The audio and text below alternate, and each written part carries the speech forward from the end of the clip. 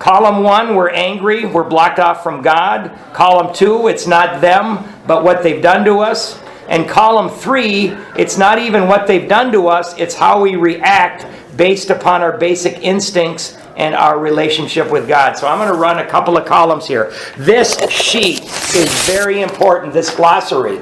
This is going to teach you about the basic instincts. So whenever we run these columns, I want you to refer to all of these definitions till you know them backwards and forwards. So by the time you're done with your 4-step, this sheet should be all crinkly and almost unreadable. So I'm going to try to run Eric's columns here, his first one we're going to start with. And I've got his permission to do this. And hopefully he'll be here in a week or two if he can make it and do a better job. So Eric's at the top of his list. You know, when I started hearing his 5th step, you know, the first one was his wife. Okay, he's resentful at his wife. Why? Cheated on him.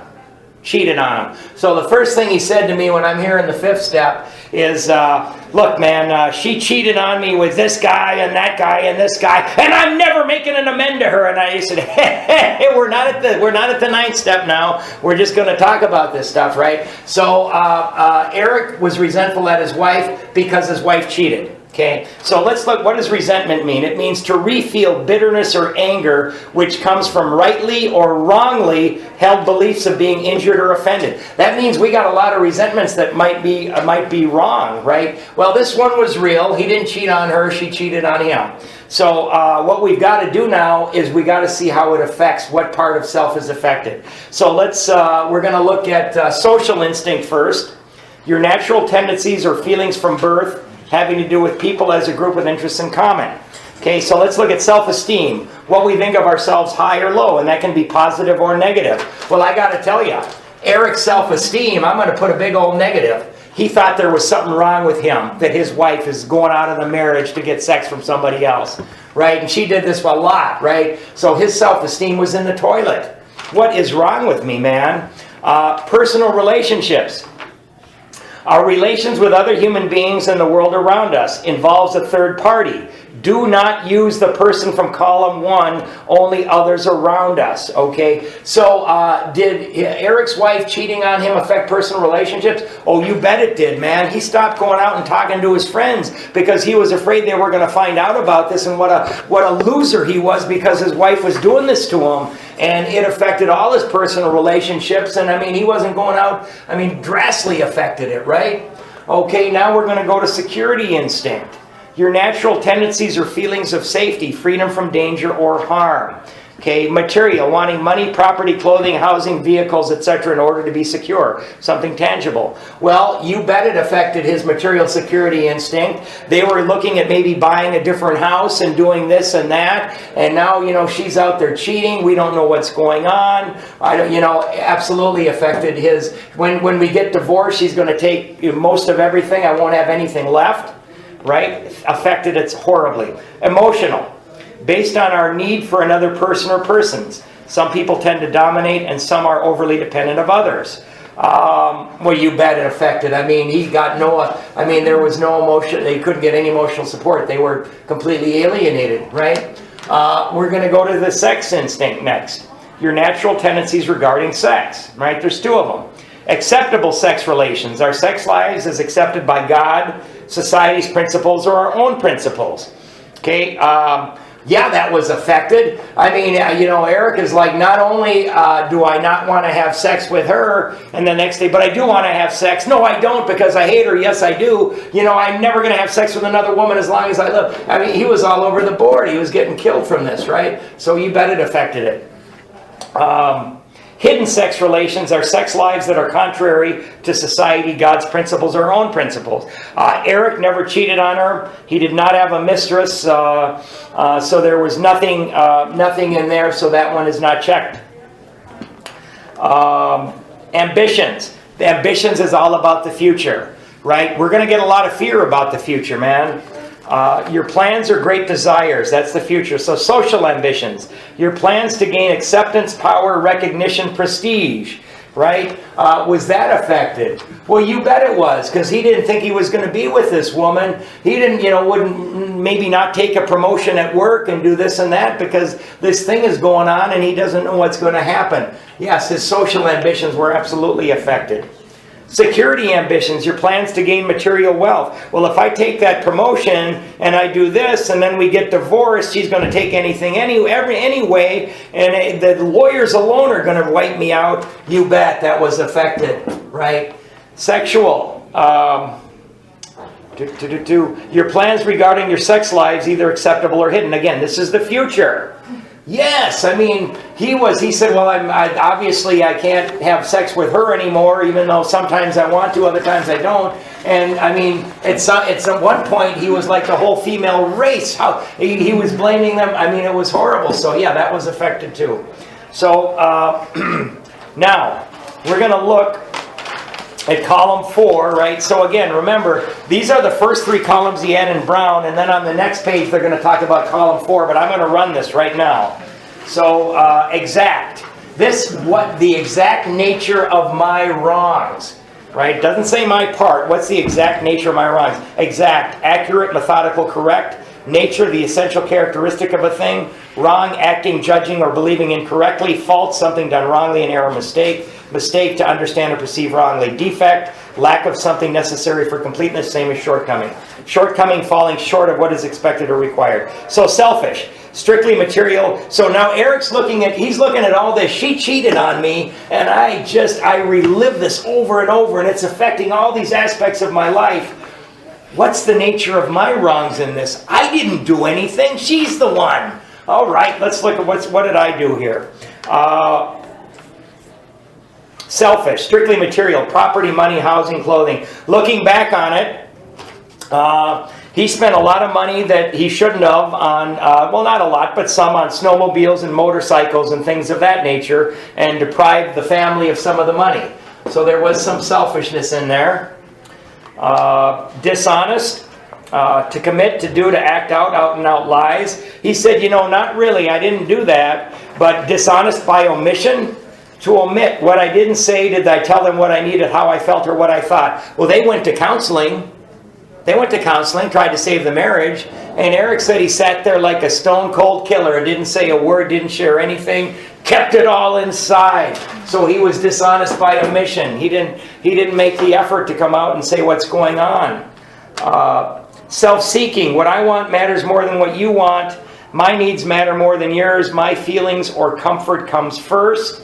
I mean, he did share with me that he was always the one that decided where they would go vacationing. He had great expectations that he put on her. He'd decide where they went out to eat. He made the decision that that's the house they're going to buy. And when he looked back on it, he said, my God, the expectations I put on that woman were tremendous. He said, I can't believe when, and this came a little later, right? All these things take time. But yes, he said he was self-seeking and frightened. Frightened. Fear of not being accepted, fear of my wants, needs, feelings not being met. People will think less of me. He was absolutely terrified too. So he's got the first 3. These are the nature of his wrongs in this whole thing, right? Even though he wasn't the one that cheated.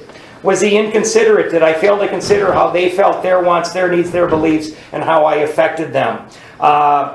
He was very, and particularly after this happened, he was beforehand to some extent too, but after it happened, he was completely inconsiderate, and he would not participate in the counseling. He took a lot more of their money. He bought 6 snowmobiles and 3 motorcycles, and so he did a lot of things. So through it all, I mean, he was absolutely some inconsideration before and certainly after. So he's looking at all of these things, right? And now he didn't think that he had any kind of part in this whole thing, but by God, he did. He had a big part in it. Now, by the way, when we got to step 9, he started to feel the freedom from doing these steps. And I don't recommend anybody doing it. He didn't even call me and talk about it. He ran out to his ex-wife first because he had to get it off his chest. And he said, I got to talk to you because I got to make some amends. And he bawled for 45 minutes as he didn't talk about this at all. I mean, we're not there yet. He only talked about this. right? And he said he never felt better than when he was done. Never. So, and he might come in and talk a little bit about it if he's ever feeling better. So now let's do. Let's see. I'm a little bit more superficial than Eric, so we're gonna look. We're gonna look at John here a little bit. Let's look at my boss, right? Let's just say that and my boss, I don't know, maybe alcoholic, maybe not, but they saw I'm one of the top salesmen in the company, so we would go at each other a little bit. But he would put me down in front of others, right? And I never saw that I would do that to him too. I couldn't see that, right? But so when he put me down in front of other people or badmouth me, I would relive that like nobody's business. I'd be waking up at 3 in the morning going, that son of a bitch, without me, you wouldn't get any kind of check, right? So it really killed me. So would that affect my self-esteem? Well, funny enough, what we think of ourselves high or low, that affected both of them, right? Negative because he's putting me down, but positive because I must be pretty important, right? Personal relationships. Our relations with other human beings and the world around us involves a third party. So how does my being resentful at my boss affect my other personal relationships, right?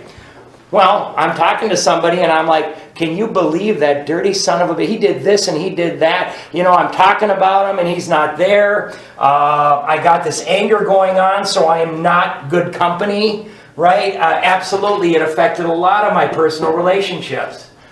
Security instinct, wanting money, property, clothing, housing, vehicles. I mean, I did some things because of this resentment that might have gotten me fired, and material, you bet. Emotional, based on our need for another person or persons.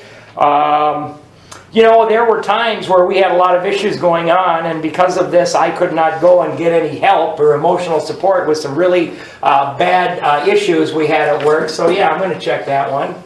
Acceptable sex relations. Our sex lives is accepted by society, God's principles, our own principles. I'm out on a date, right? And I got this resentment chugging through my head. You think that I'm going to be good conversation?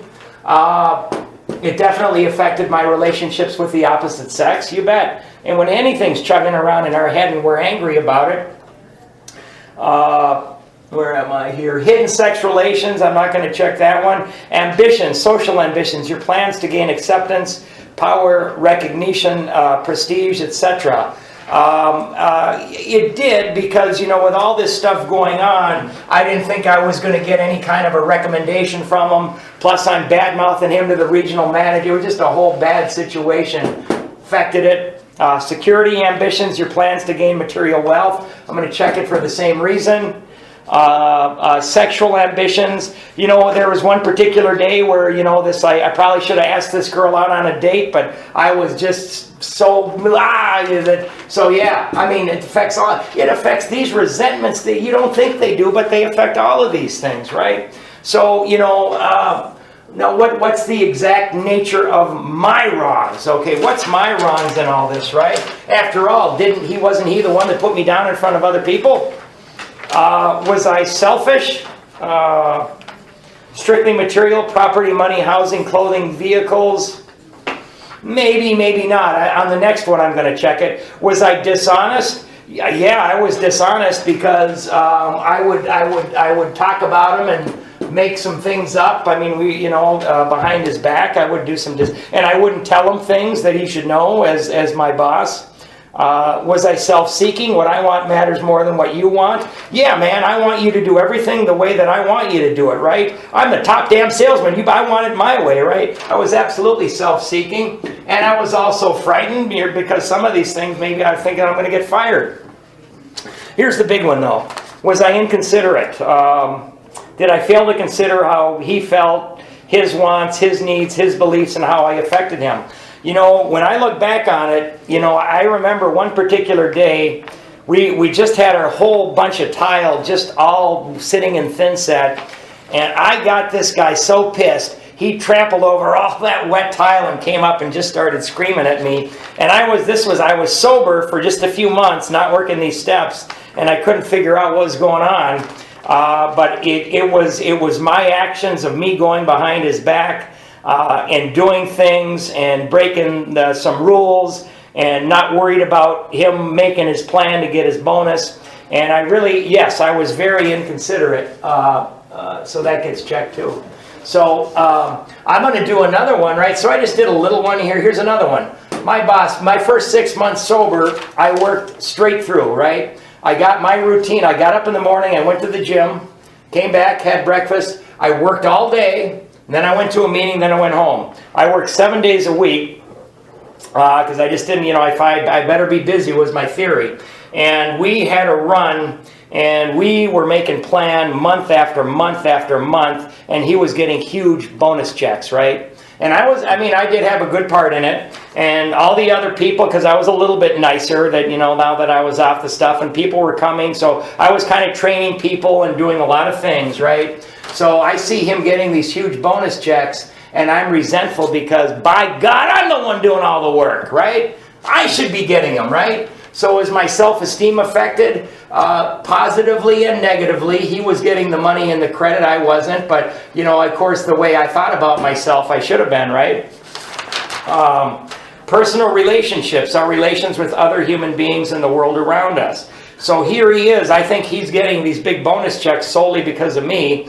I'm talking to the regional manager at the water co saying, well, I think that he could be doing this better, he could do this better. So, and plus I'm talking with other people about what a lousy job he's doing. They think I'm crazy, right?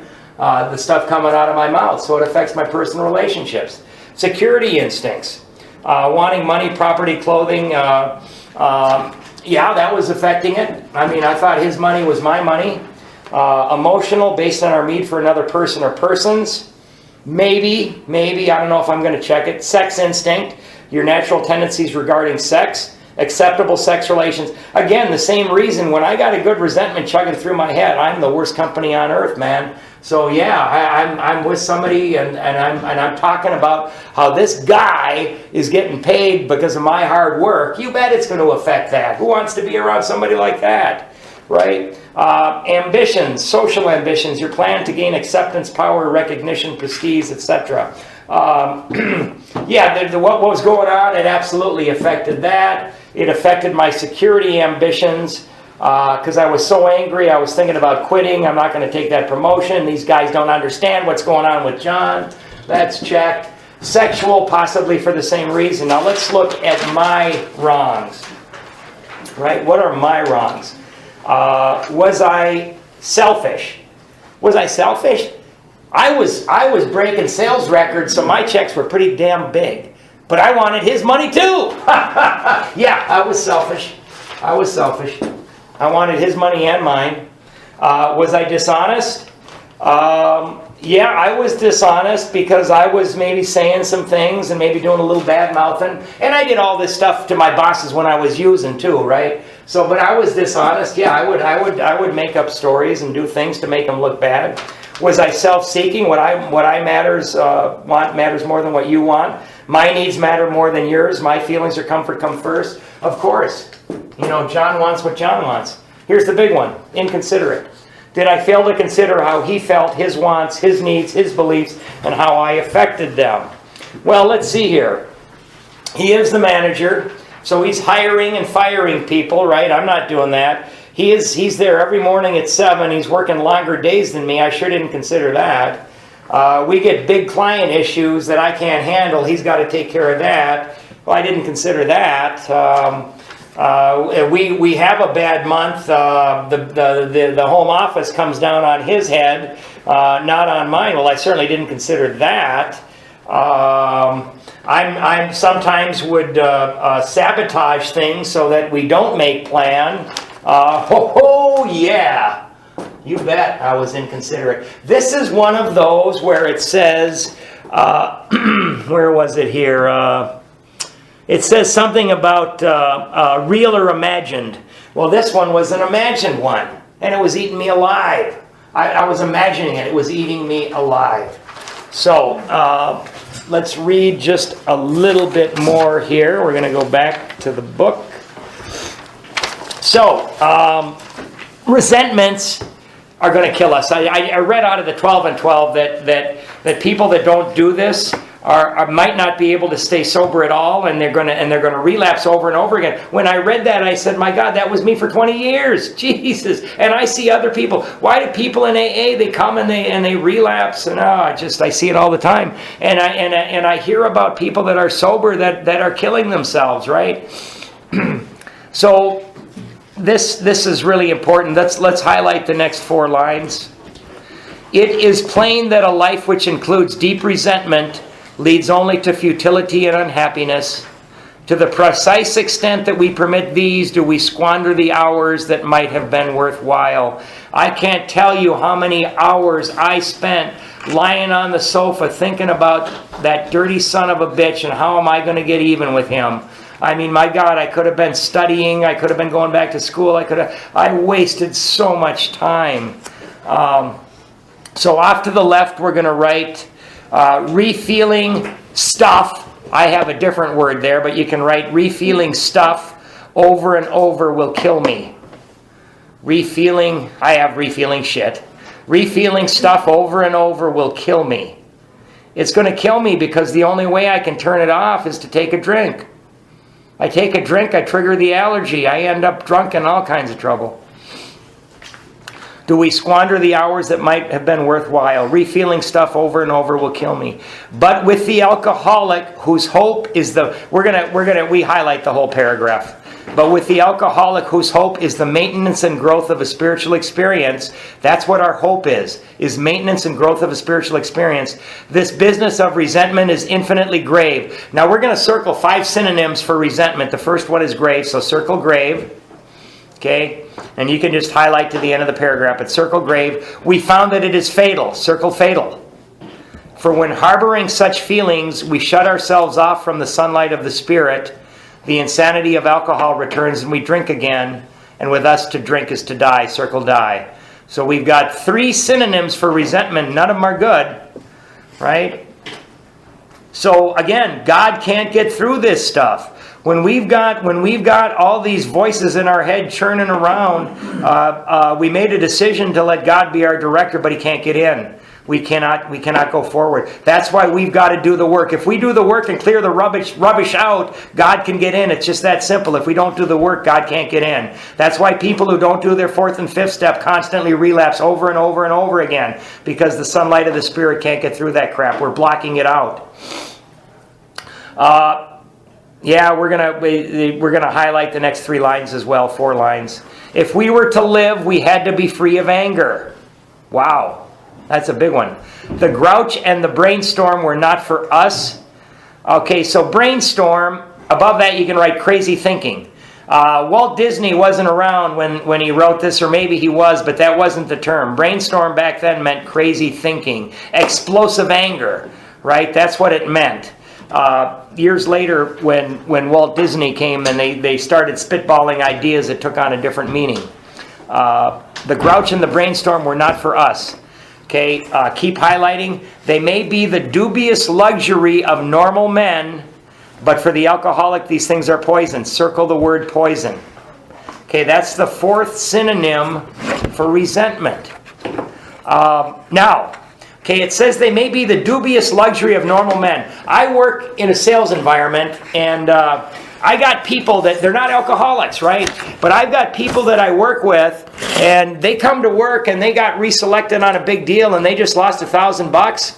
I see these guys are pissed off all day long. And I know damn well when they get home, they're going to be sitting down saying, I'm going to get even with that son of a bitch, and they're going to wake up just like I do. What's the difference? They're not going to be chugging vodka. They're going to get up there. It's no fun. It's going to suck like hell. But they're not going to drink and die like I am. So it says it may be the dubious luxury of normal men. So people still do it, but it doesn't kill them.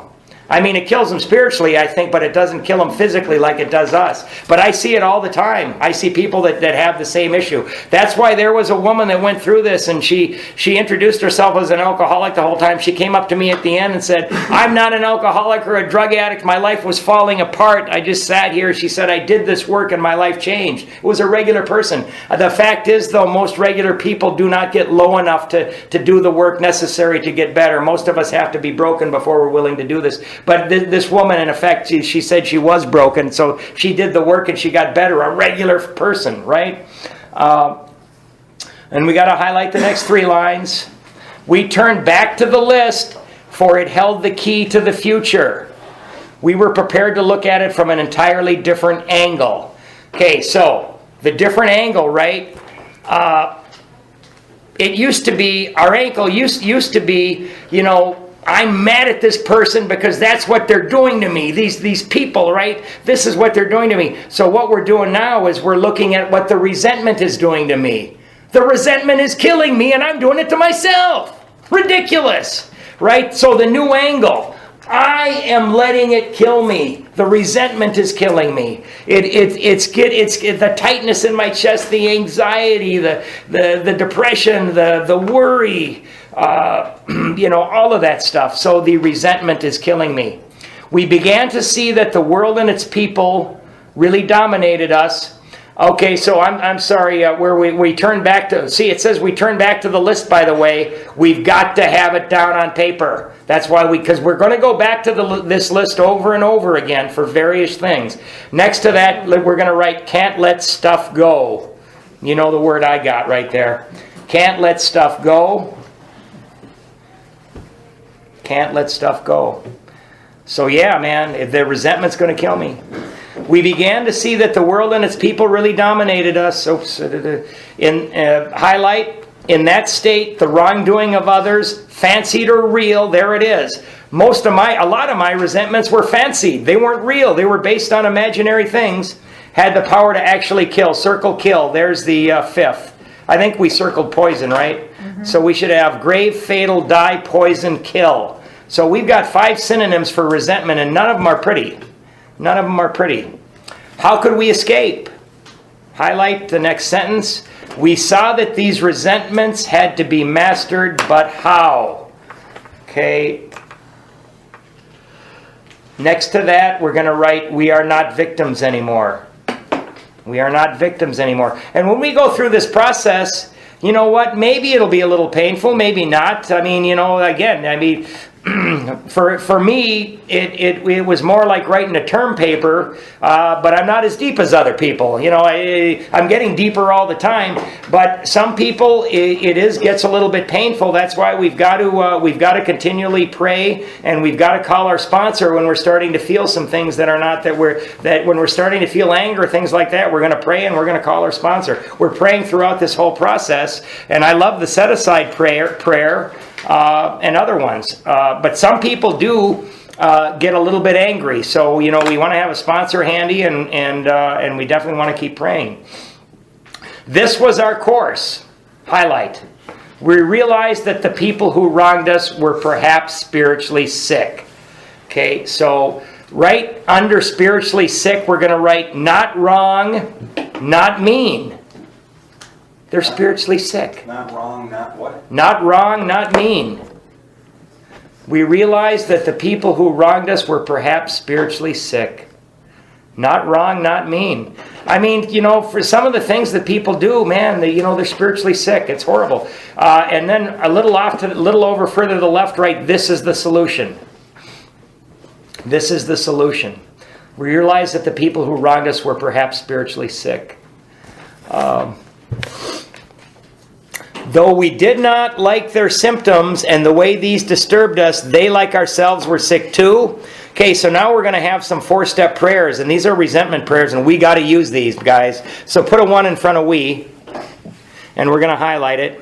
We ask God to help us show them the same tolerance, pity, and patience that we would cheerfully grant a sick friend. Okay, that's the first one. So when we get pissed at somebody, and again, if I'm in good contact with my higher power and somebody does something that's bad, it can roll right off my back. And I say, oh my gosh, the poor fella something bad must have happened to him today, or something must be going on at home. When a person offended, we said to ourselves, put a 2 in front of this one. I'm going to call this to the end of the paragraph, the whole second one. This is a sick man, woman, of course. How can I be helpful to him? God save me from being angry, thy will be done. So we can use these prayers. This is a sick man. How can I be helpful to him? God save me from being angry. Thy will be done. That's the second one. We avoid retaliation or argument. We wouldn't treat sick people that way. If we do, we destroy our chance of being helpful.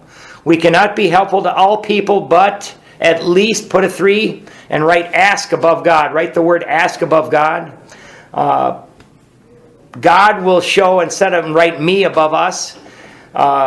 So it's ask God. God will show us how to take a kindly and tolerant view of each and every one. But you can say something like, please God, show me how to take a kindly and tolerant view of each and every one, irregardless of what they've done, irregardless if I think I'm far superior to them and they're not pulling their weight, irregardless if they did something shady, right? How can I take a kindly, because we're all God's kids, right? Referring to our list again, there it is again. We do not throw this away. We got to keep looking back at it. And we're going to highlight the next 4 lines. Putting out of our minds the wrongs others had done, we resolutely looked for our own mistakes. Where had we been selfish, dishonest, self-seeking, and frightened? So that's our 4, and write 4th column next to that. Right? So remember, guys, this right here, this review of resentments, when we fold over column 4, it's the previous page, but now we open up column 4 because we're right there. So that's what this is. I'm not making up anything that's not in the book. That's what this is. This just helps us as a tool, right? So that's the 4th column. Where had we been selfish, dishonest, self-seeking, and frightened? Now all of a sudden we're looking at, we've never looked at ourselves before. Uh-oh. Oh my goodness. Though a situation had not been entirely our fault, we tried to disregard the other person entirely. Okay, we're going to highlight to the end of the paragraph. Where were we to blame? The inventory was ours, not the other man's. Next to that, write our side of the street / different angle. Our side of the street / different angle. When we saw our faults, we listed them. We placed them before us in black and white. We admitted our wrongs honestly and were willing to set these matters straight. So our side of the street / different angle. Draw a line under these matters straight, clean across the page. And above the line, write end of resentments. And under the line, write start of fear. Okay, end of resentments. And under the line, write start of fear. So we're not quite done. We're not going to read any further on that page. Let me see if I got any more notes to read before we go on. Yeah, so again, different angle. I used to look at what they'd done to me. Now I look at what the resentment's doing to me. It's blocking me off from God, and it's getting me closer to taking a drink. Right? Hey, John. Yeah. What was it after end of resentments? Underneath it, just write start of fear. Okay. And we're going to do fear next week. So it's getting me closer to drinking. So the resentment is blocking me off from God. Now, this resentment's blocking me off from God, and I'm anxious and depressed and all these other things. I'm lonely because I'm such miserable company. My mind wants to feel better. I think about the ease and comfort that comes with taking a couple of drinks. Next thing you know, I'm insane. I convince myself it's okay to drink. I trigger the allergy. I get drunk all over again. All kinds of trouble. Right? I mean, I used to think I stand on my own 2 feet. Nobody tells John what to do. I'm the man, right? Well, that's a bunch of nonsense because I've got dead people that are living resentments in my head. 10 years ago, 20 years ago, last year. These people are running my thinking. If they're running my thinking, they're running my life. So I'm not standing on my own 2 feet. I'm letting these resentments kill me. Now, the funny thing is, when you do the 4-step this way, with these definitions, 95% of these resentments are going to disappear of their own accord when you see how stupid they are, right? Now, I'm telling you, 95% of these, and I'll run more next week, 95% of them are going to go away. The rest of them, we can take the ultimate thing is prayer and work with our sponsor, right? So we are going to go to page 551. Page 551. Glad I had the number down because let's see, there we are. We're going way to the end, baby. I don't have that page. You don't have page 551? I I'm messing with you. Well, you might have got mad and ripped it out. Okay, so page 551, freedom from bondage. We are going to go to the first full paragraph, not the top, but about 6 lines down. I've had many spiritual experiences since I've been in the program. Many that I didn't recognize right away, for I'm slow to learn and they take many guises. But one was so outstanding that I like to pass it on whenever I can in the hope that it will help someone else as it has me. As I said earlier, underline the 3 lines. As I said earlier, self-pity and resentment were my constant companions, and my inventory began to look like a 33-year diary, just that, for I seemed to have a resentment against everybody I'd ever known. Okay? All but one, underline, responded to the treatment. And then write 4th and 5th step. So, every single resentment, this woman was full of them, but everyone responded to the 4th and 5th step. Suggested in the steps immediately, but this one posed a problem. This resentment was against my mother, and it was 25 years old. I had fed it, fanned it, and nurtured it as one might a delicate child, and it had become as much a part of me as my breathing. It had provided me with excuses for my lack of education, my marital failures, personal failures, inadequacy, and of course my alcoholism. She's blaming her mother for everything. And though I really thought I had been willing to part with it, now I knew I was reluctant to let it go. One morning, however, I realized I had to get rid of it. Underline, for my reprieve was running out, and if I didn't get rid of it, I was going to get drunk. If we don't get rid of these resentments, we're going to drink. And I didn't want to get drunk anymore. I don't want to do that. In my prayers in the morning, so she's doing something right, she's praying. In my prayers that morning, I asked God to point out to me some way to be free of this resentment. Prayer, fantastic. During the day, a friend of mine brought me some magazines to take to a hospital group I was interested in. What else do? We help other people. She prayed and now she's helping other people. I looked through them. A banner across one featured an article by a prominent clergyman in which I caught the word resentment. He said, in effect, we're going to highlight probably the next 10 lines. If you have a resentment you want to be free of, if you will pray for the person or the thing that you resent, you will be free. If you will ask in prayer for everything you want for yourself to be given to them, you will be free. Ask for their health, their prosperity, their happiness, and you will be free. Even when you don't really want it for them, and your prayers are only words and you don't mean it, go ahead and do it anyway. Do it every day for 2 weeks, and you will find you have come to mean it and to want it for them, and you will realize that's good enough, that where you used to feel bitterness and resentment and hatred, you now feel compassionate, understanding, and love. So, people that we have deep-seated resentment for, we are going to pray for them every morning and every night. Right? We're going to pray for them. And I think if we do that, it might take 2 weeks, it might take 2 months. But I was taught that one of the greatest acts of love that you can do on this earth is to pray for somebody else. And prayer and love and hatred cannot exist on the same plane.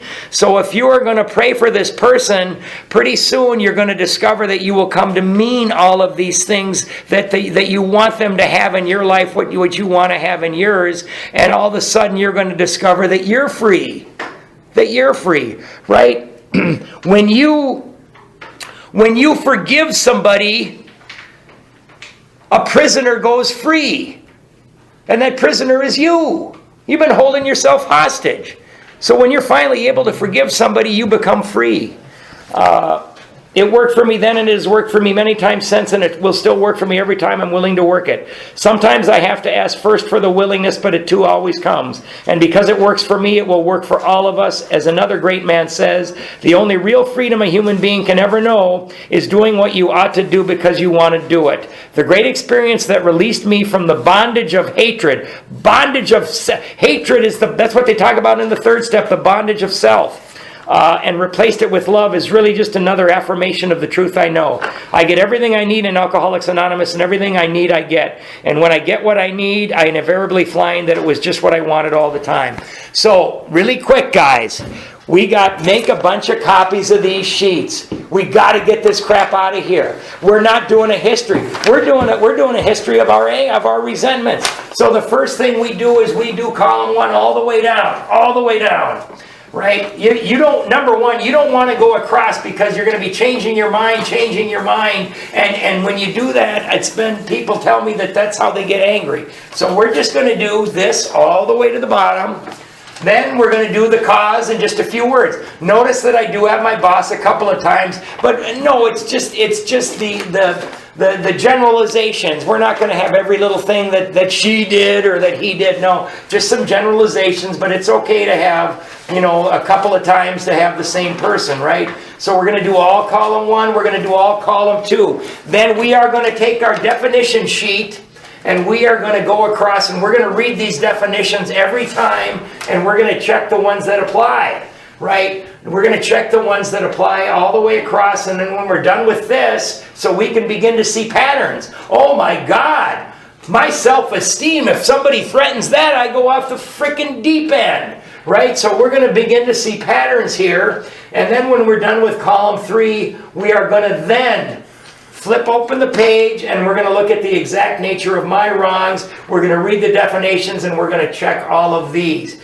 So if there's any way that you guys can get this done by, remember, we're going to be doing our 4-step in 4 weeks. It's not that tough. It's not that tough. Just go through them, do it, keep a little pad of paper.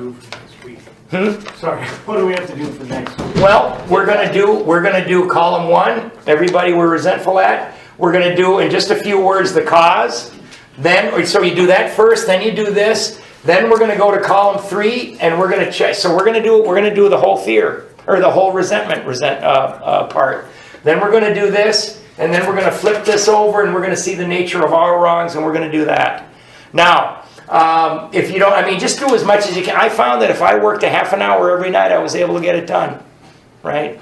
So just stay diligent and keep working on this, right? Because we've got to, I'm telling you guys, this is the turning point. If you do this, your life is going to be, this is what's going to free us. This is what holds us hostage, right? This is what's going to make us drink. And even if we're sober and we're not drinking, this is what's going to make us be miserable, right? When we do this, all of a sudden we get a new freedom and a new happiness that I can't even tell you. This is what's going to change your life, this part right here. So let's end with the 3rd step prayer.